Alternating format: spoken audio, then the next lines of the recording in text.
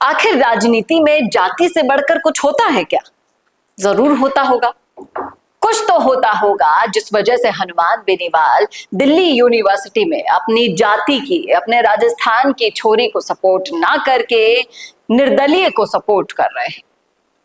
ये सवाल जितना बड़ा है उतना ही दिलचस्प बहुत है, इसलिए करेंगे इस मुद्दे पर चर्चा इस वीडियो में, इसलिए बना रहेगा आखिर तक हमारे साथ। नमस्कार, मैं हूं चेतना शर्मा, आप देखना शुरू कर चुके हैं संवाद भारत का, भारत के लिए। तो हनुमान बेनीवाल पर इस तरह के आरोप लगना शुरू हो गए हैं जब से उन्होंने उमांशी लांबा को सपोर्ट करने के लिए उन्हें कॉल पर बात कर ली और ये वीडियो तमाम तरह के सोशल मीडिया पर वायरल हो गया। अब सवाल ये उठ रहा है भाई साहब कि अपने आप को राजस्थान के जाटों के सबसे बड़े हितैषी बताने वाले हनुमान बेनीवाल ने राजस्थान की जाट समाज की बेटी को दिल्ली यूनिवर्सिटी में चुनाव हराने के लिए अपनी सेना दिल्ली भेज दी। हनुमान जी बताएं कि हकीकत में वो राजस्थान के जाटों के हितैषी हैं या फिर ये केवल उनका राजनीति का प्रोपेगेंडा है। आखिर राजस्थान के जाटों के हितैषी बनने वाले हनुमान बेनीवाल ये भी बताएं कि राजस्थान की जाट समाज की बेटी को क्यों हराना चाहते हैं, जो राजस्थान से निकलकर दिल्ली यूनिवर्सिटी में राजस्थान के जाटों का नाम रोशन करने निकली। इस तरह के सवाल अब हनुमान बेनीवाल पर उठने लगे हैं सोशल मीडिया पर। तो जनाब, इसका जवाब है कि हनुमान बेनीवाल कांग्रेस और बीजेपी के सपोर्ट में नहीं है, यह आपको भी पता होगा, और वो खुद निर्दलीय हैं।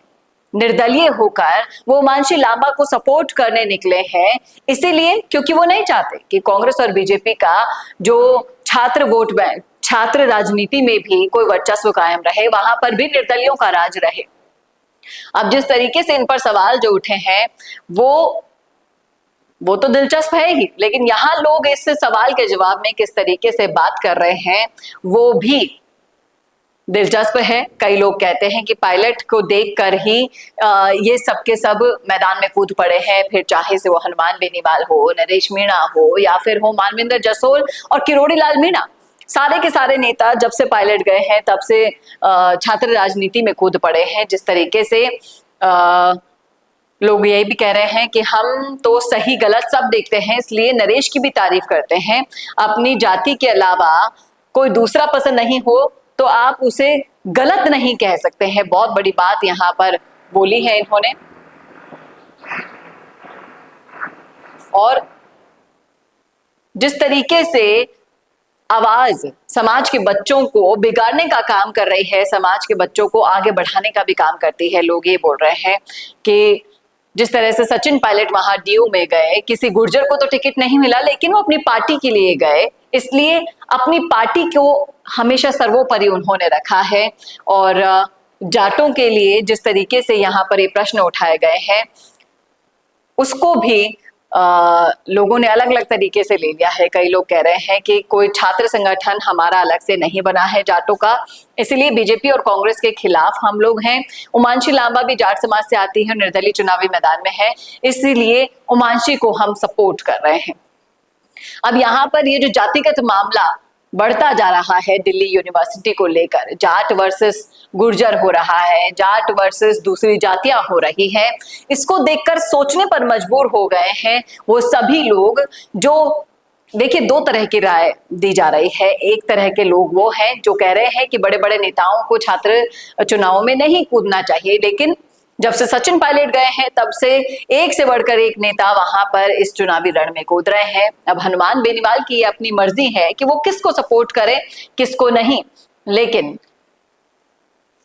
अलग अलग आंखों से, अलग अलग नजरिए से जब आप इस मुद्दे को देखते हैं तो कुछ लोग जो कहते हैं वो सही है कि अपनी जाति को जब अपने सर्वोपरि रखा है आपने, तो क्यों आप सपोर्ट नहीं कर रहे।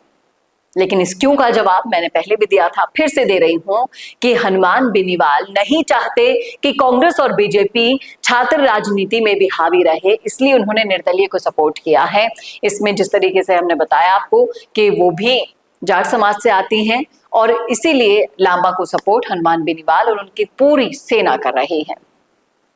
देखना वाकई में दिलचस्प होगा क्या रहेगा नतीजा, कौन जीतेगा कौन हारेगा, और इस जीत और हार की लड़ाई में वर्चस्व की लड़ाई भी होगी, पूरी प्रदेश की राजनीति भी होगी, और ये सब हमें आगे आने वाले वक्त में देखने को मिल सकता है, बशर्ते अभी इस वीडियो पर आपका क्या कहना है, रखिएगा राय कमेंट बॉक्स में। कैसा लगा वीडियो बताना ना भूलेगा और ऐसे वीडियोस के लिए देखते रहिए संवाद भारत का। भारत के लिए नमस्कार।